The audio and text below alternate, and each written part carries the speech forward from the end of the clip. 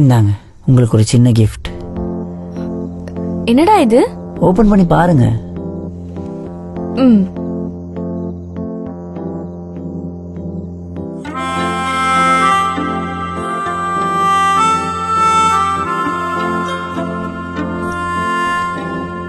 உங்க வாட்ச் என்கிட்ட பத்திரமா இருக்கு.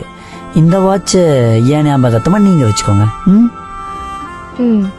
அந்த வாட்ச்ல பெரிய முள் இருக்குல்ல, அது நீங்க. அந்த சின்ன முள் இருக்கு பாத்தீங்களா, அது நான்.